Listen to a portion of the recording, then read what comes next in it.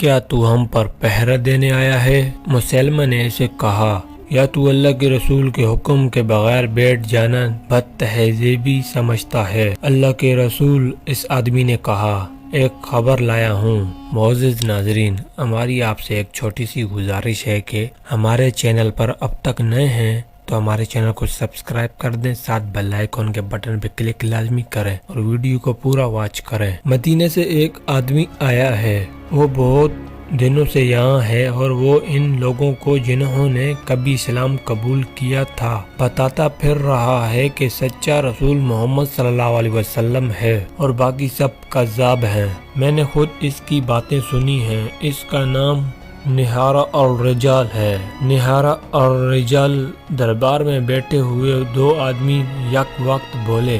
پھر ایک نے کہا، وہ مسلمانوں کے رسول صلی اللہ علیہ وسلم کا منظور نظر ہے، میں اسے جانتا ہوں، اس کے پاس علم ہے، ایسے شخص کو زندہ نہ چھوڑیں۔ دربار میں بیٹھے ہوئے ایک آدمی نے گرج کر کہا، اے خدا کے رسول۔ ایک اور آدمی نے اٹھ کر کہا، کیا تو مجھے اجازت نہیں دے گا کہ میں اس بدبخت کا سر کاٹ کر تیرے قدموں میں رکھ دوں؟ نہیں، مسلمہ کذاب نے کہا، اگر وہ عالم ہے اور اس نے محمد صلی اللہ علیہ وسلم کے قرآن کی تعلیم حاصل کی ہے تو میں اسے کہوں گا کہ میرے دربار میں آئے اور مجھے جھوٹا ثابت کرے۔ میں اسے قتل نہیں ہونے دوں گا۔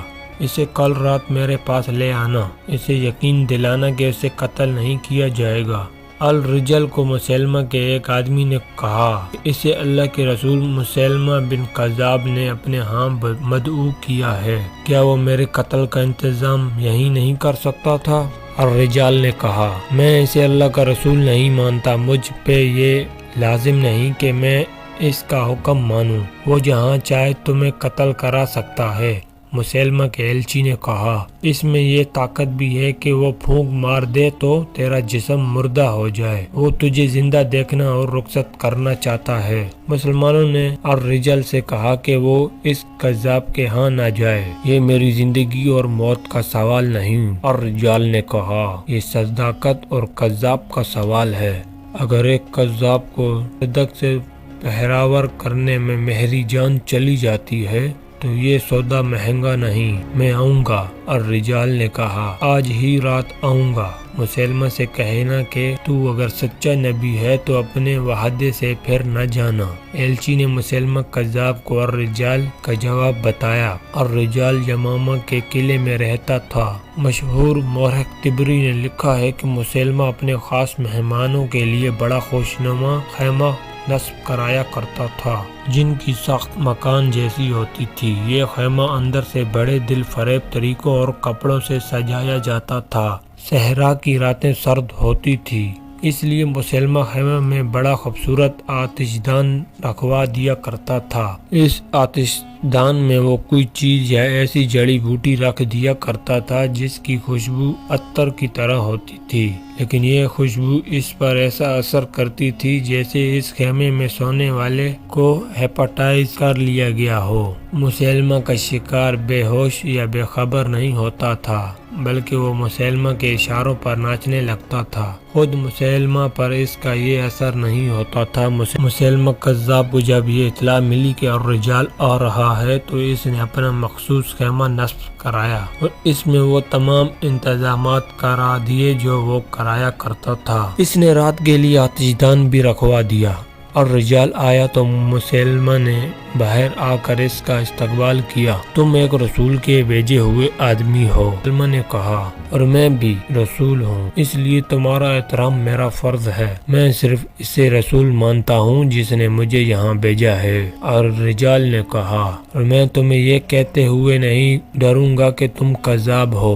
مسلمہ مسکرایا اور الرجال کو خیمے میں لے گیا۔ تاریخ میں اس سوال کا جواب نہیں ملتا کہ خیمے میں مسلمہ اور الرجال کے درمیان کیا باتیں ہوئی، کیسی سودے بازی یا کیسا شعبہ یا جادو تھا کہ اگلی صبح جب الرجال خیمے سے نکلا تو اس کے منہ سے پہلی بات یہ نکلی کہ اس میں کوئی شک نہیں کہ مسلمہ اللہ کا سچا رسول ہے اور اس پر وحی نازل ہوتی ہے۔ اس نے یہ بھی کہا، میں نے محمد صلی اللہ علیہ وسلم کو یہ بھی کہتے ہوئے سنا ہے کہ مسلمہ سچا نبی ہے۔ الرجال کی حیثیت صحابی کی سی تھی، اس لیے مسلمانوں نے اس پر اعتبار کیا۔ الرجال بنو حنیفہ سے تعلق رکھتا تھا۔ الرجال کا اعلان سن کر بنو حنیفہ کے لوگ جوک در جوک مسلموں کو اللہ کا رسول مان کر اس کی بیعت کو آ گئے۔ مورخ لکھتے ہیں کہ مسلمہ نے یہ سوچ کر الرجال کو قتل نہیں کرایا تھا کہ وہ عالم ہے اور صحابی کا درجہ رکھتا ہے، اگر اسے ہاتھ میں لے لیا جائے تو بیعت کرنے والوں کی تعداد میں اضافہ ہو جائے گا۔ چنانچہ اس شخص کو ہاتھ میں لینے کے لیے آتش دان کا اور اپنی زبان کا جادو چلایا اور رجال کو اپنے دست راست بنا لیا۔ برا الرجال نے مسلمہ کی جھوٹی نبوت میں روح پھونک دی۔ اکثر ماں باپ اپنے نوزائیدہ بچوں کو رسول کریم صلی اللہ علیہ وسلم کے پاس لاتے اور آپ صلی اللہ علیہ وسلم بچوں کے سر پر ہاتھ پھیرا کرتے تھے۔ الرجال نے مسلمہ کذاب کو مشورہ دیا کہ وہ بھی نوزائیدہ بچوں کے سروں پر ہاتھ پھیرا کرے۔ مسلمہ کو یہ بات اچھی لگی، اس نے کئی نوزائیدہ بچوں اور بچیوں کے سروں پر ہاتھ پھیرا۔ مورخوں نے لکھا ہے کہ یہ بچے جب سن بلوغت میں داخل ہوئے تو ان کے سروں کے بال اس طرح جڑ گئے کہ کسی مرد یا عورت کے سر پر ایک بھی بال نہ رہا۔ اس وقت تک مسلمہ کو مرے ہوئے زمانہ گزر گیا تھا۔ اس دوران ایک عورت نے بھی نبوت کا دعویٰ کیا، اس کا نام سجا تھا، وہ الحارث کی بیٹی تھی، اسے ام سدرہ بھی کہا جاتا تھا۔ اس کی ماں عراق کے ایک قبیلے سے تھی اور باپ بنو یربوع سے تعلق رکھتا تھا۔ الحارث اپنے قبیلے کا سردار تھا۔ سجا بچپن سے خود سر اور آزاد خیال تھی، وہ چونکہ سرداروں کے خاندان میں چنی بلی تھی، اس لیے دوسرے پر حکم چلانا اس کی سرشت میں شامل تھا۔ وہ غیر معمولی طور پر ذہین اور عقل مند نکلی۔ ایک دو مورخوں نے لکھا ہے کہ یہ غیب دان بھی تھی اور وہ آنے والے وقت کو قبل از وقت جان لیتی تھی۔ اس کے متعلق اختلاف رائے بھی پایا جاتا ہے کہ لیکن یہ بات سب نے متفقہ طور پر کہی ہے کہ سجا قدرتی طور پر شاعرہ تھی، ہر بات منظوم کرتی تھی، اس کی زبان میں چاشنی تھی، اس کی ماں کا قبیلہ عیسائی تھا، اس لیے سجا نے بھی عیسائیت کو ہی پسند کیا۔ سجا کے کانوں میں یہ خبریں پڑی کہ طلحہ اور مسلمہ نے بھی نبوت کا دعویٰ کیا ہے اور لوگ ان کی بیعت کر رہے ہیں، تو اس نے بھی نبوت کا دعویٰ کر دیا۔ وہ جوان ہو چکی تھی، خدا نے اسے دیگر اوصاف کے علاوہ حسن بھی دیا تھا، اس کے سراپے اور چہرے پر ایسا تاثر تھا کہ لوگ اسے محصور ہو کر اسے نبی مان لیتے تھے۔ بہت سے لوگ اس کی شاعری سے متاثر ہوئے، وہ صرف نبی بن کے کہیں بیٹھنا نہیں چاہتی تھی، اس نے اپنے پیروکاروں کی ایک فوج تیار کر لی اور بنی تمیم کے ہاں جا پہنچی۔ ان قبائل کے جو سردار تھے وہ رسول اکرم صلی اللہ علیہ وسلم کے مقرر کیے ہوئے تھے، یہ تھے زبرقان بن بدر، قیس بن عاصم، وقیہ بن مالک اور مالک بن نویرہ۔ سجا نے مالک بن نویرہ کو اپنے پاس بلایا اور اسے کہا کہ وہ مدینہ کو طے کرنے آئی ہے اور بنی تمیم اس کا ساتھ دے۔ مالک بن نویرہ نے اسے بتایا کہ کئی قبیلے اسے پسند نہیں کرتے، پہلے انہیں زہر کرنا ضروری ہے۔ سجا زہر کرنے کا مطلب کچھ اور سمجھتی تھی، اس کے پاس اچھا خاصا لشکر تھا۔ مالک نے اس میں اپنی فوج شامل کر دی اور قبیلوں کی بستیوں پر حملہ آور ہوئے۔ قبیلوں کے آگے ہتھیار ڈالتے چلے گئے، لیکن سجا نے انہیں یہ کہنے کے بجائے کہ اسے نبی مانے، ان کے گھر لوٹ لیے اور ان کے مویشی چھین لیے۔ اس مال غنیمت سے اس کا لشکر بہت خوش ہوا، اس کی لوٹ مار کی شہرت دور دور تک پھیل گئی۔ سجا ایک مقام نباج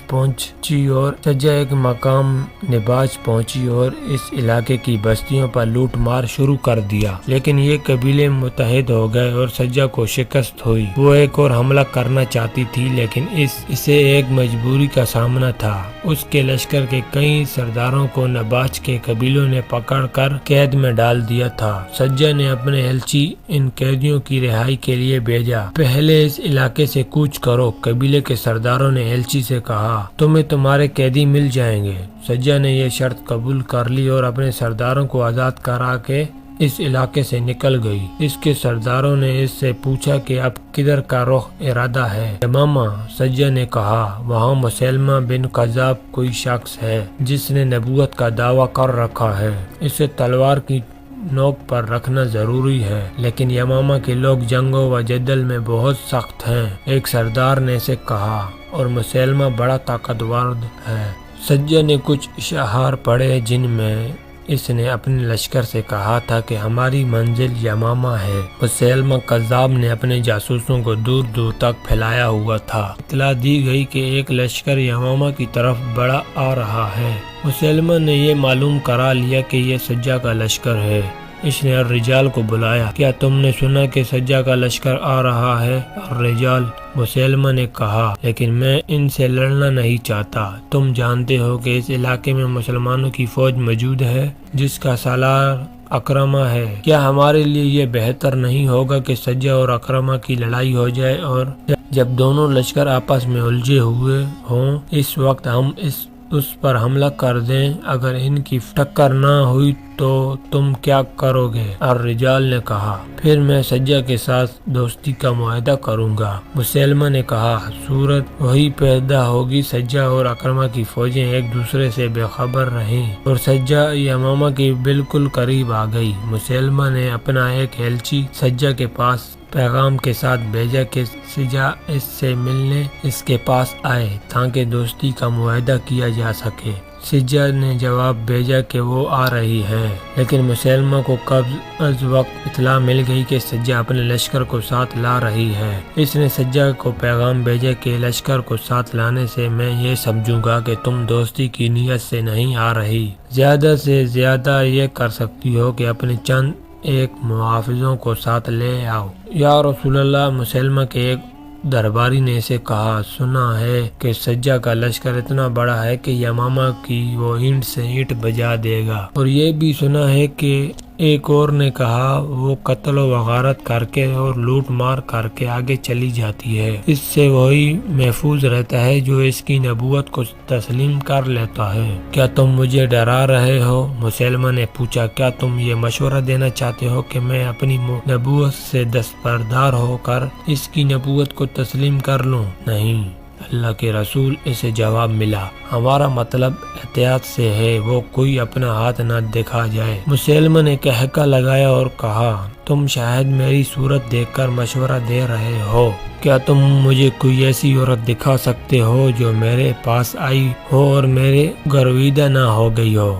سجا کو آنے دو، وہ آئے گی جائے گی نہیں، اور وہ زندہ بھی رہے گی۔ وہ آ گئی اور وہ لشکر کے بغیر آئی۔ یمامہ کے لوگوں نے اسے دیکھا اور آوازیں سنائی دیں، اتنی خوبصورت اور طرحدار عورت پہلے کبھی نہیں دیکھی تھی۔ اگر نبوت حسن پر ملتی ہے تو اس عورت کو نبوت مل سکتی ہے۔ اس کے ساتھ 40 محافظ تھے جو اعلیٰ نسل کے گھوڑوں پر سوار تھے، ایک سے ایک خوبصورت جوان تھا، کمر سے تلواریں لٹک رہی تھی اور ان کے ہاتھوں میں برچیاں تھی۔ سجا جب قلعے کے دروازے پر پہنچی تو دروازہ بند تھا، ایسے دیکھ کر بھی کسی نے دروازہ نہ کھولا۔ کیا ایسا آدمی خدا کا رسول ہو سکتا ہے جو مہمان کو بلا کر دروازہ بند رکھتا ہے؟ سجا نے بلند آواز سے کہا، کیا وہ نہیں جانتا کہ وہ اس عورت کی توہین کر رہا ہے جسے خدا نے نبوت عطا کی ہے؟ معزز مہمان، قلعے کے اوپر سے آواز آئی، تم پر سلامتی ہو، ہمارے رسول نے کہا ہے کہ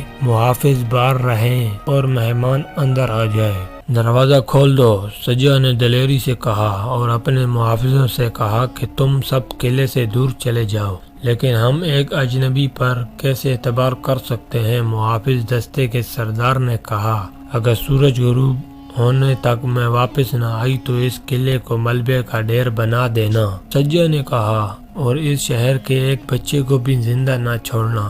میری لاش کو مسلمہ اور اس کے خاندانوں کے خون سے نہلا کے یہیں دفن کر دینا، لیکن مجھے یقین ہے کہ میں قلعے سے کچھ لے کر نکلوں گی۔ محافظ چلے گئے اور دروازہ کھول گیا، مگر اس کے استقبال کے لیے مسلمہ موجود نہیں تھا۔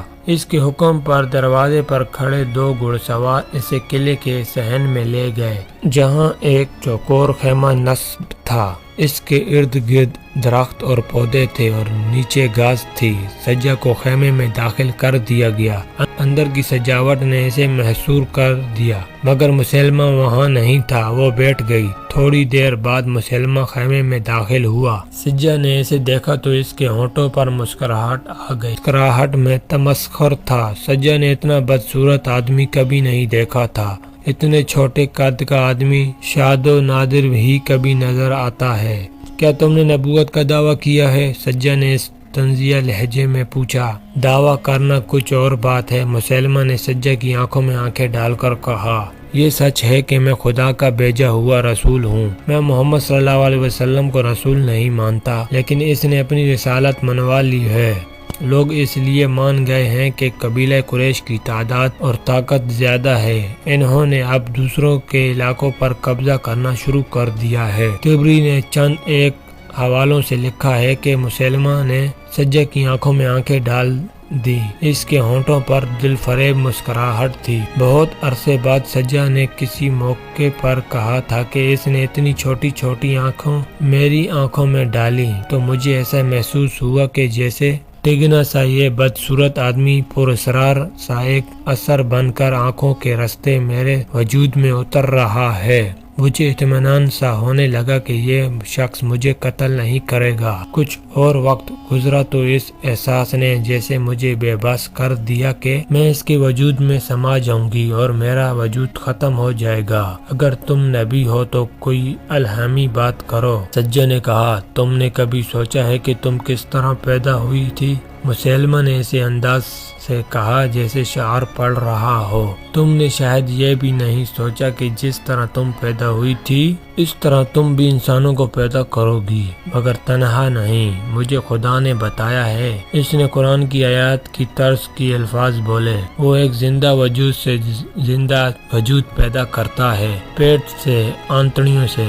خدا نے مجھے بتایا ہے کہ وہ عورت مانند ظرف کے ہیں جس میں کچھ ڈال کر نکالا جاتا ہے، ورنہ ظرف بیکار ہے۔ سجا مسحور ہوتی چلی گئی۔ مسلمہ شاعروں کے لہب و لہجے میں باتیں کرتا رہا۔ سجا نے محسوس ہی نہ کیا کہ مسلمہ اس کے جذبات کو مشتعل کر رہا ہے، اور وہ یہ بھی محسوس نہ کر سکی کہ سورج غروب ہو چکا ہے۔ مجھے یقین ہے کہ تم آج رات یہیں رہنا چاہو گی، مسلمہ نے کہا۔ اگر چہرے دیکھنا ہے تو تم دن ہو اور میں رات ہوں، مگر تم نے اس پر بھی غور نہیں کیا ہوگا کہ دن پر رات کیوں غالب آ جاتی ہے، اور دن اپنا سورج رات کی تاریک گود میں کیوں ڈال دیتا ہے۔ یہ ہر روز ہوتا ہے، اس کا وقت مقرر ہے۔ رات سورج کی چمک دمک کو کھا نہیں جاتی، بڑے پیار سے اسے جگا کر دوسرے آفاق پر رکھ دیتی ہے۔ ہاں مسلمہ، سجا نے کہا، میرا جی چاہتا ہے کہ میں مان لوں کہ تم سچے نبی ہو۔ اتنا بس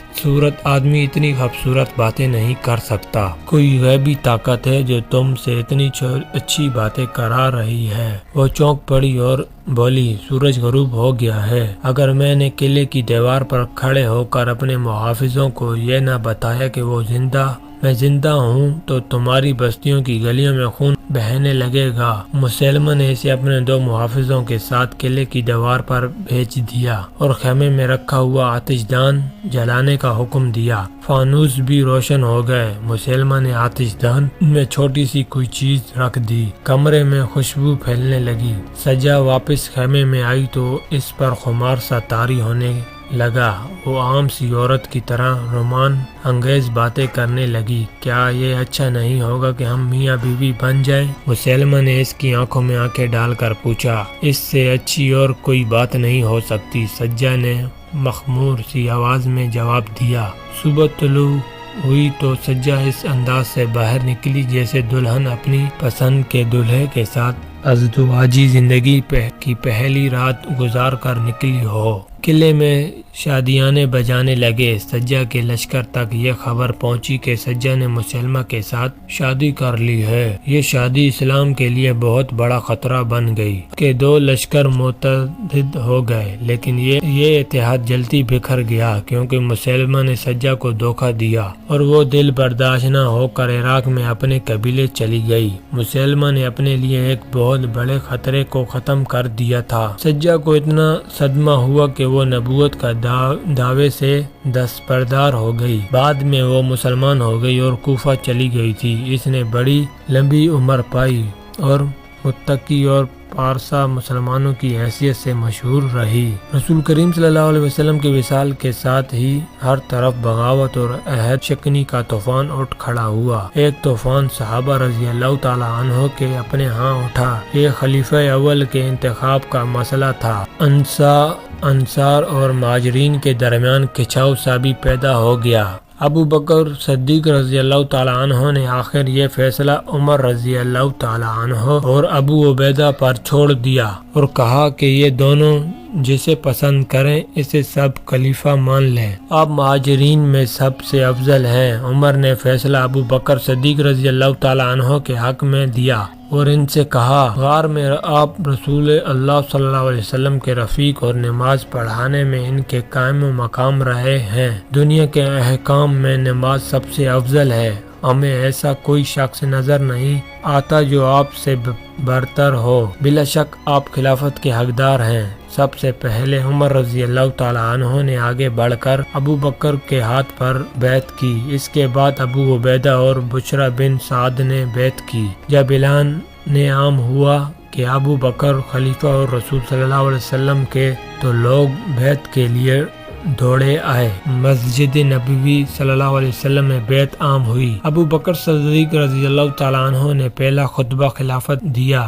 لوگو، خدا کی قسم میں نے خلافت کی خواہش کبھی نہیں کی تھی، نہ کبھی دل میں، نہ کبھی ظاہری طور پر اس کے لیے۔ اللہ سے دعا کی تھی، لیکن اس ڈر سے یہ بوجھ اپنے ہاتھوں اور کندھوں پر اٹھا لیا کہ اختلاف جھگڑے کی صورت اختیار نہ کر جائے، ورنہ خلافت اور امارت میں مجھے کوئی راحت نظر نہیں آتی۔ ایک بوجھ مجھ پر ڈال دیا گیا، طاقت مجھ میں کم ہے، اللہ کی مدد کے بغیر میں اس بوجھ کو اٹھا نہیں سکوں گا۔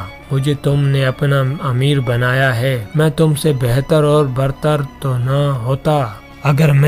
اگر میں کوئی اچھا کام کروں تو میری مدد کرو، کوئی غلطی کر گزروں تو مجھے روک دو۔ تم میں سے جو کمزور ہے میں اسے طاقتور سمجھتا ہوں، میں اس سے اس کا حق دلاؤں گا۔ تم میں سے جو طاقتور ہے اسے میں کمزور سمجھوں گا اور اسے اس حق سے محروم کر دوں گا جس کا وہ حقدار نہیں۔ میں جب تک اللہ اور اس کے رسول صلی اللہ علیہ وسلم کی اطاعت کروں تم میری اطاعت کرو، اگر میں انحراف کروں تو میری اطاعت چھوڑ دینا۔ خلیفہ اول ابو بکر صدیق رضی اللہ تعالی عنہ نے سب سے پہلا حکم یہ دے کر کہا، اس آماکہ رضی اللہ تعالی عنہ لشکر رومیوں کے خلاف جائیں گے۔ سب کو چونکا دیا۔ یہ موقع کسی اور جنگی مہم کے لیے موضوع نہ تھا۔ رومیوں پر حملہ بہت بڑی جنگ تھی جس میں مسلمانوں کی پوری جنگی طاقت کی ضرورت تھی، لیکن دوسری طرف یہ صورت پیدا ہو گئی تھی کہ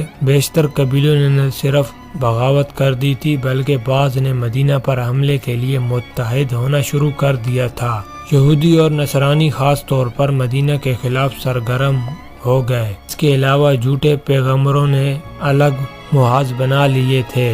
طلحہ اور خصوصاً مسلمہ تو جنگی طاقت بن گئے تھے۔ اسلام بہت بڑے خطرے میں آ گیا تھا۔ حضرت ابو بکر صدیق رضی اللہ تعالی عنہ کے حکم کے پس منظر یہ تھا کہ تبوک اور موتا کے مارکوں کے بعد رسول اکرم صلی اللہ علیہ وسلم یہ ضروری سمجھتا تھا کہ رومیوں پر حملہ کر کے ان کا دم خم توڑا جائے۔ تبوک اور موتا کے مارکوں میں تو یہ کامیابی حاصل کی گئی تھی کہ ان قبیلوں کو مطیع کر لیا گیا تھا جن کا خطرہ تھا کہ وہ رومیوں کے ساتھ اتحاد کر لیں گے۔ ان رومیوں کو ختم کرنا ضروری تھا۔ یہ فیصلہ ملک نہیں بلکہ نظریاتی دفاع کیا گیا تھا۔ یہودی اور نصرانی اسلام کے خلاف رومیوں کے کیمپ میں چلے گئے تھے۔ رسول صلی اللہ علیہ وسلم نے رومیوں پر حملے کے لیے ایک لشکر تیار کیا تھا جس میں مہاجرین اور انصار کے سرکردہ افراد بھی شامل تھے۔ اس لشکر کے سپہ سالار زید بن حارثہ رضی اللہ تعالیٰ عنہ کے بیٹے اسامہ رضی اللہ تعالیٰ عنہ تھے۔ ان کی عمر بامشکل 20 سال تھی۔ مورخوں نے لکھا ہے کہ اسامہ رضی اللہ تعالیٰ عنہ کو رسول صلی اللہ علیہ وسلم نے اس لیے سپہ سالار مقرر کیا تھا کہ نوجوانوں میں قیادت کا شوق پیدا ہو اور وہ اپنے آپ میں اسامہ رضی اللہ تعالیٰ عنہ جیسی صلاحیتیں پیدا کرنے کی کوشش کریں۔ اسامہ رضی اللہ تعالیٰ عنہ کو رسول کریم صلی اللہ علیہ وسلم ویسے بھی بہت چاہتے تھے۔ اسامہ رضی اللہ تعالیٰ عنہ کے والد زید بن حارثہ رضی اللہ تعالیٰ عنہ جنگ موطا میں شہید ہو گئے تھے۔ اسامہ رضی اللہ تعالیٰ عنہ میں لڑکپن میں ہی عسکری صلاحیتیں اور شجاعت پیدا ہو گئی تھی۔ جنگ احد کے وقت اسامہ رضی اللہ تعالیٰ عنہ بچے تھے، اس لیے اس جنگ میں شریک نہ ہو سکے، لیکن اسلامی لشکر مدینہ سے روانہ ہوا تھا تو اسامہ رضی اللہ تعالیٰ عنہ رستے میں کہیں چھپ کر بیٹھ گئے۔ جب لشکر ان کے قریب سے گزرا تو وہ لشکر میں شامل ہو گئے۔ ان کی مراد پھر بھی پوری نہ ہوئی۔ انہیں میدان جنگ میں دیکھ لیا گیا اور واپس بھیج دیا گیا۔ البتہ جنگ حنین میں انہوں نے سب کو دکھا دیا کہ شجاعت کیا ہوتی ہے۔ جب رسول مقبول صلی اللہ علیہ وسلم نے اسامہ کو رومیوں پر حملہ کرنے والے لشکر کی سپہ سالاری سونپی تھی تو بعض لوگوں نے اعتراض کیا تھا کہ جس لشکر میں ابو بکر رضی اللہ تعالیٰ عنہ اور عمر رضی اللہ تعالیٰ عنہ جیسے اعلیٰ حیثیت اور تجربے کے بزرگ شامل ہیں، اس لشکر کی سپہ سالاری کل کے بچے کو دینا مناسب نہیں۔ یہ اعتراض رسول اللہ صلی اللہ علیہ وسلم تک اس وقت پہنچا جب آپ صلی اللہ علیہ وسلم زندگی کے آخری بخار میں مبتلا تھے۔ آپ صلی اللہ علیہ وسلم میں بولنے کی بھی ساخت نہیں تھی۔